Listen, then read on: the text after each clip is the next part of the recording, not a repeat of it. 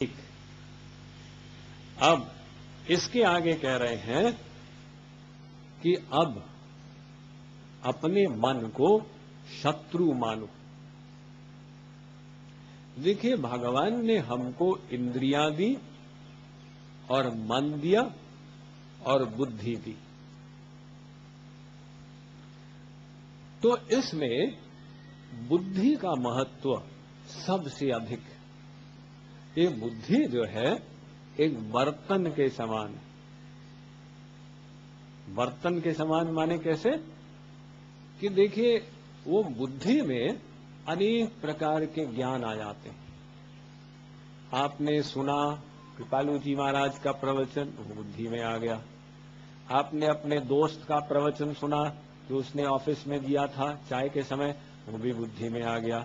आपने टेलीविजन पर सुना, वो भी बुद्धि में आ गया। आपने कुछ किताब पढ़ी, वो भी बुद्धि में आ गया। ये बुद्धि बर्तन के समान, उसमें 50 ज्ञान आ जाते हैं। अब उसको हम जिसको उठाते हैं वो ज्ञान उसमें एक्टिव हो जाता है। तो हम कौन से ज्ञान को बुद्धि में एक्टिव रखते हैं, इसका महत्व है। इसलिए आप अनुभव करते हैं कि आपकी चित्त वृत्ति 3 गुणों में घूमती है। कभी सत्वगुणी हो गई, कभी रजोगुणी हो गई, कभी तमोगुणी हो गई। कभी आपको लगा अरे भाई जल्दी करना चाहिए, ये स्वर्ण अवसर मानव शरीर बीत जाएगा, विलंब नहीं करना। और कभी आपने कहा हाँ ठीक है, कर लेंगे, करेंगे, जल्दी क्या।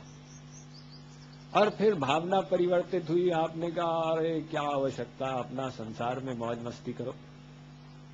अब एक ही व्यक्ति की चित्त वृत्ति वो बदलती जा रही है। एक दिन में बदल रही है, 1 घंटे में बदल रही है। ये क्यों बदल रही है? ये इसलिए कि बुद्धि के ज्ञान में परिवर्तन हो रहा।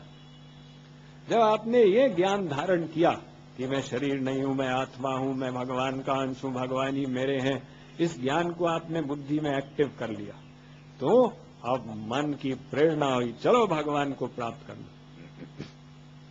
और वो ज्ञान थोड़ा सा दब गया, वो फ्रेश नहीं रहा मन में। अब प्रवचन सुने 1-2 दिन हो गए तो मन, अब वो ज्ञान फ्रेश नहीं रहा, थोड़ा सा दब गया। तो इसलिए आपकी प्रेरणा, आपकी भावना दब गई और उस ज्ञान पर अब दूसरे ज्ञान हावी हो गए, आप उसको भूल गए, रिवीजन नहीं किया। कृपालु जी महाराज कहते हैं ना, तत्व ज्ञान का रिवीजन करो रोज। अब रिवीजन नहीं किया, वो ज्ञान जो था मन से निकल गया। तो आपने कहा अरे पता नहीं, ये सब बाबा लोग ऐसे बोलते रहते हैं, सुख तो संसार में। ये देखिए वो भावना कहां से कहां पहुंच गई। तो हमारा मन जो है ये माया का बना। इसलिए मन का तो काम ही है 3 गुणों में चक्कर लगाना। लेकिन हमको साधना करनी, साधना करने के मतलब मन को कंट्रोल करने का प्रयत्न करना। लोग आके पूछते हैं, स्वामी जी ये भावना बदलती क्यों जाती? अरे भाई, भावना तो बदलेगी ही, क्योंकि आपका मन माया का बना ना। और माया में 3 गुण हैं, सत्वगुण, रजोगुण, तमोगुण।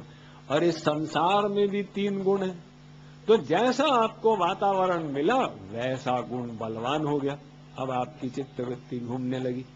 लेकिन साधक वो होता है जो भावना को बनाने का प्रयत्न करता, यानी वो चित्तवृत्ति रजोगुणी तमोगुणी हो रही है, लेकिन साधक युद्ध करता है मन से, बुद्धि से।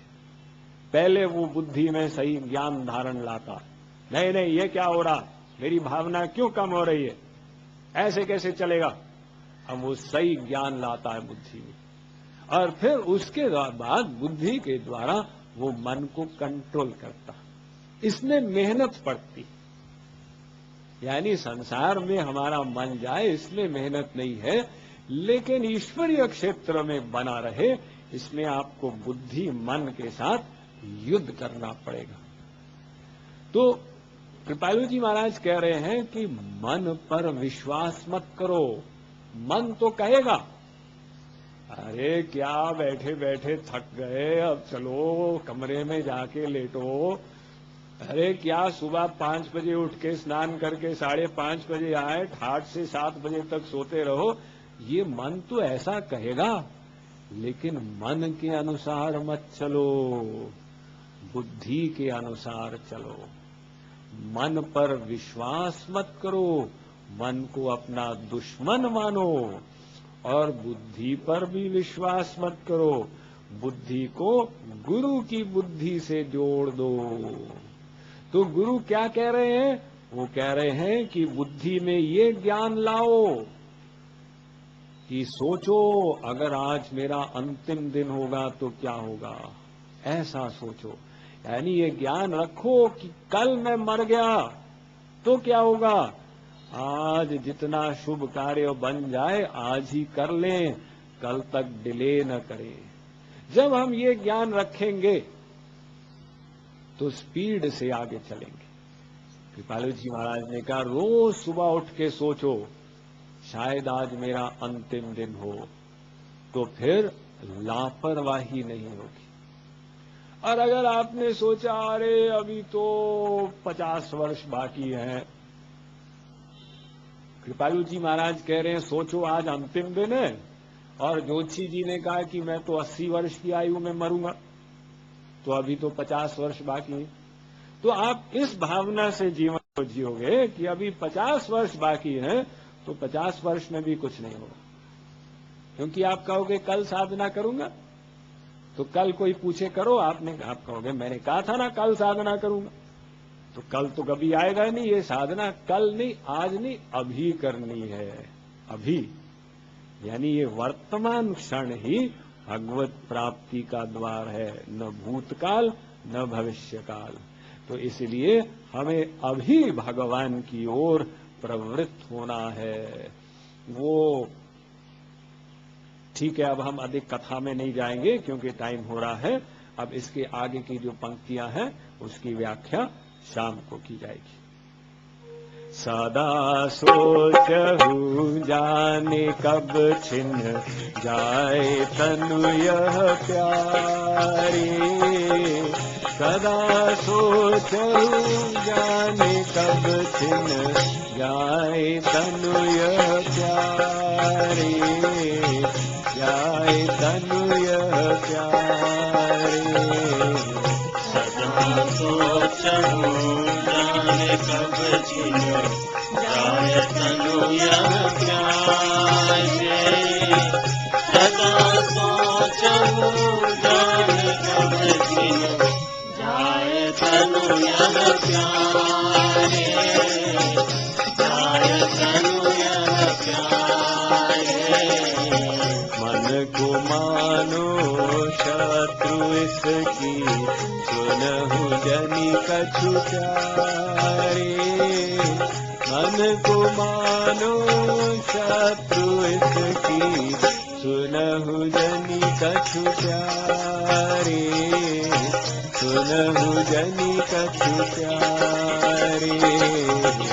मन को मानो शत्रु इसकी, सुनहु जनि कछु प्यारे। मन को मानो शत्रु इसकी, सुनहु जनि कछु प्यारे, सुनहु जनि कछु प्यारे। साधना करूं साधना करूं साधना करूं प्यारे, साधना करूं साधना करूं साधना करूं